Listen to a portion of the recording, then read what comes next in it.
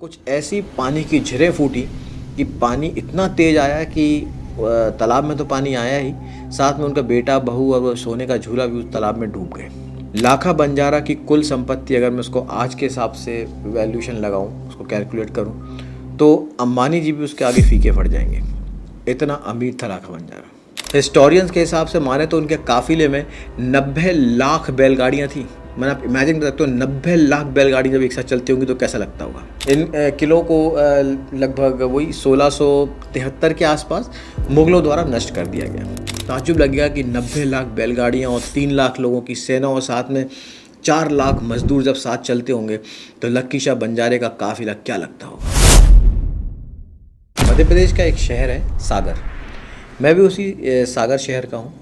हालांकि लंबा वक्त बीत गया है और इस भाग दौड़ वाली दुनिया में तो दिल्ली को दुनिया ही बोलता हूँ मैं रहते हुए, पर आज भी सागर में कुछ अपनापन सा लगता है। उस शहर की एक ख़ास बात है कि उसके बीचों बीच एक तालाब है। उस तालाब से उस शहर की कुछ खूबसूरती ही अलग लगती है।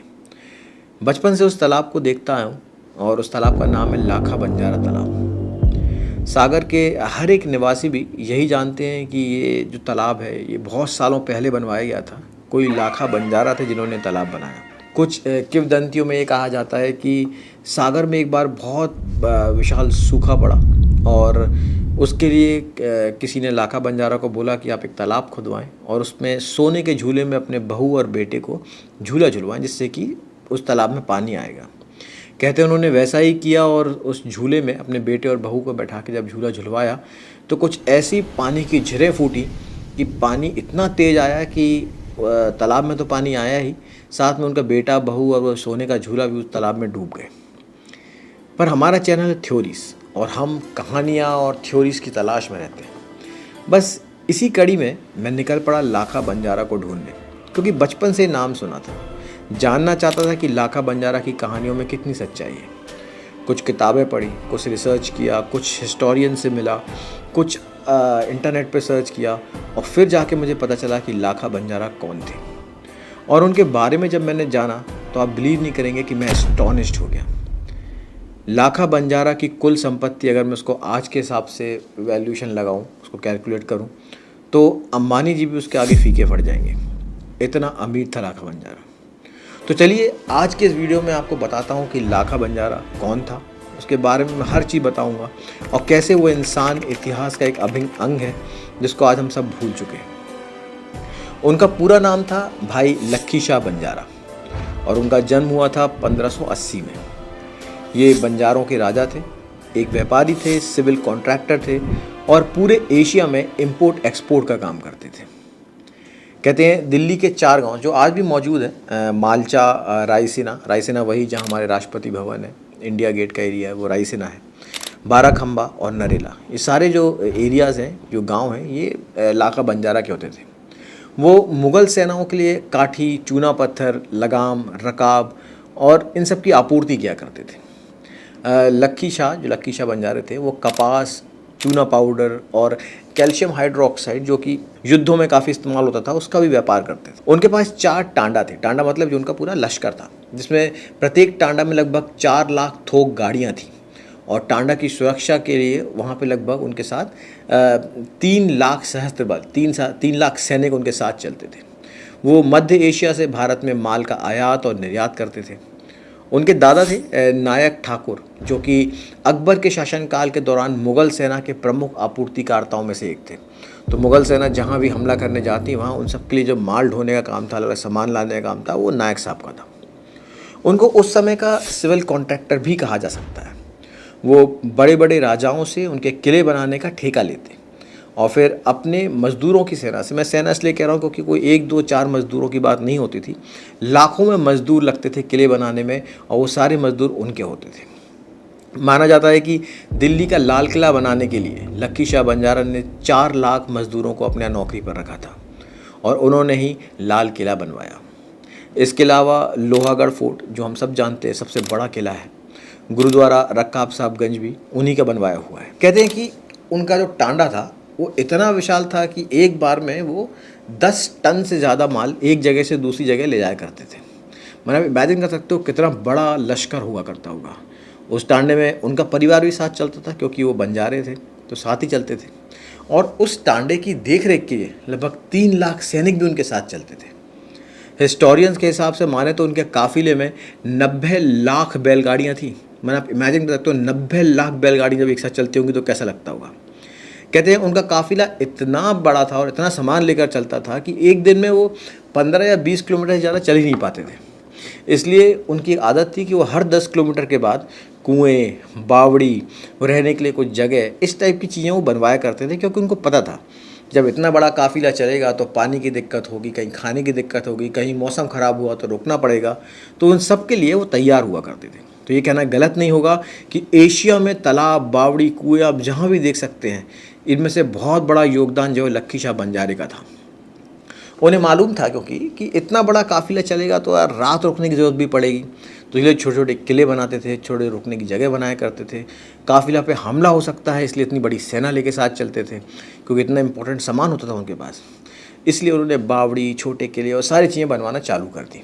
मज़ेदार बात यह है कि वो किसी एक राजा के लिए काम नहीं करते थे, वो एक व्यापारी थे, एक बिजनेसमैन थे जो हर किसी के लिए काम करते थे, उनसे ठेके पे काम लेते थे और उनके किले बनाना या उनका सामान का आयात निर्यात करना वो सब करते थे। 17वीं शताब्दी में भाई लक्की शाह बंजारा के मार्गदर्शन में सिखों द्वारा बूरिया के कोतवाली के पास कई अन्य किले भी बनाए गए। गढ़ी बंजारा, दयालगढ़ और सुग के स्थान पर जहां बंजारा सिखों के किले मौजूद हैं वो सब इन्होंने ही बनवाए थे। ये स्थान यमुना नदी के तट पर स्थित है, मतलब यमुना नदी के आसपास इनको बनाया गया। इन किलों को लगभग वही 1673 के आसपास मुग़लों द्वारा नष्ट कर दिया गया, लेकिन अभी भी उन साइट्स पर बहुत सारा पौराणिक जो पुरातत्व विभाग को सामान मिलता है, जो वहाँ पे पत्थर मिलते हैं, उनसे उल्लेख आता है कि लक्की शाह बंजारा ने उनका कंस्ट्रक्शन करवाया। 1675 में गुरु तेग बहादुर साहिब को चांदनी चौक पे औरंगज़ेब ने मौत के घाट उतार दिया। औरंगज़ेब ने उनका सर धड़ से अलग करवा दिया और ये ऐलान किया, नगाड़े बजवा दिए, ऐलान करवा दिया पूरे दिल्ली में कि भाई कोई भी गुरु साहिब का सर और धड़ को हाथ नहीं लगाएगा और अगर किसी ने ऐसा किया तो उसको सजाए मौत होगी, उसका भी सर धड़ से अलग करवा दिया जाएगा। इस बात का उल्लेख गुरु ग्रंथ में ही मिलता है। कहते हैं लक्की शाह ने उस वक्त अपनी बैलों पर रुई ला दी और चांदनी चौक में छोड़ दिया। इतनी सारी रुई, जब वहाँ पे बैल दौड़ने लगे तो रुई हर तरफ उड़ने लगी, बैलें भागने लगी, उससे अफरा तफरी का माहौल बन गया। सैनिकों को भी समझ में नहीं आया था क्या हो गया अचानक से। ऐसे में भाई जगजीवन सिंह जो कि गुरु साहिब के बहुत करीबी थे, उन्होंने मौका देखा और फटाफट जाकर गुरु साहिब का सर उठाने में वो कामयाब रहे और वो वहाँ से ले गए। लक्की शाह ने अपनी बैलगाड़ी को वहाँ तक ले गए और वहाँ पर गुरु साहिब का जो धड़ था वो अपने बैलगाड़ी में रखकर राय सेना लेकर आ गए। औरंगज़ेब की सेना ने गुरु साहिब के धड़ और सर की तलाश के लिए अभियान छेड़ दिया। जगह जगह नगाड़े बजने लगे, बोला गया कि भाई जो जिसके पास भी वो मिलेगा उसको छोड़ा नहीं जाएगा। ऐसे में लक्की शाह समझ गए थे कि अगर ये धड़ औरंगज़ेब के पास तो नहीं पहुंचना चाहिए, तो उसने क्या किया कि अपना जो घर था राय सेना में, वहाँ पर उन्होंने उनका गुरु साहिब का अंतिम संस्कार किया और उसके बाद उन्होंने अपने घर को ही आग लगा दी ताकि औरंगज़ेब तक उनका हाथ न लगे।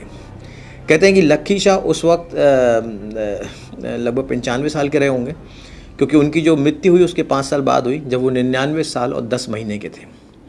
कहते हैं सागर में जब अहीर राजाओं ने जब अपना किला बनवाने के लिए उन्हें बुलाया, जो सागर में गढ़पहरा का एक एरिया जहाँ पे अहीर राजाओं का बहुत बड़ा किला है, उस किले को बनाने के लिए जब अहीर राजाओं ने उनको बुलाया, तो आप इमेजिन कर सकते हैं जब लक्की शाह पहुँचे होंगे तो उनके साथ बंजारों की सेना पहुँची होगी, बहुत सारे मजदूर पहुँचे होंगे और उनको पानी वगैरह के लिए उन्होंने सागर शहर में बहुत सारे कुएँ खुदवाए, वहाँ एक बहुत बड़ा तालाब खुदवाया जो आज भी सागर शहर को पानी दिया करता है। और यही नहीं, आप देखिए लोहागढ़ का किला बनवाया उन्होंने। अगर आप लक्की शाह बंजारे की कहानी को टटोलेंगे तो आपको पता चलेगा कि he was an amazing person. वो इतने बड़े सिविल कॉन्ट्रैक्टर थे कि मेरे ख्याल में आज की डेट में कोई भी उतना बड़ा सिविल कॉन्ट्रैक्टर नहीं होगा। और ये कहना गलत नहीं होगा कि एशिया के या मैं तो मेरे हिसाब से तो शायद दुनिया के भी सबसे बड़े और सबसे पहले सिविल कॉन्ट्रैक्टर थे जिन्होंने इतने बड़े बड़े कंस्ट्रक्शंस करे जो आज भी मजबूती से खड़े हुए हैं। मैंने इमेजिन करने में भी, आपको सोचने में मतलब ताज्जुब लगेगा कि 90 लाख बैलगाड़ियाँ और 3 लाख लोगों की सेना और साथ में 4 लाख मजदूर जब साथ चलते होंगे तो लक्की शाह बंजारे का काफिला क्या लगता होगा।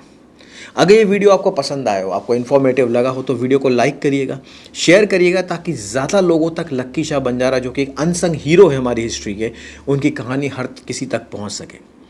कमेंट करके बताइएगा कि आपको लक्की शाह बंजारे की, लाखा बंजारे की कहानी कैसे लगी, और आप और किस किरदार के बारे में, हिस्ट्री के किस किरदार के बारे में चाहते हैं कि मैं उनके बारे में टटोलूँ, ढूंढूँ और उनके बारे में हिस्ट्री आपके सामने लेकर आऊँ। तो दोस्तों, बने रहिए हमारे चैनल बुक्स एंड थ्योरीज़ में। Do like and subscribe a channel. Bye bye.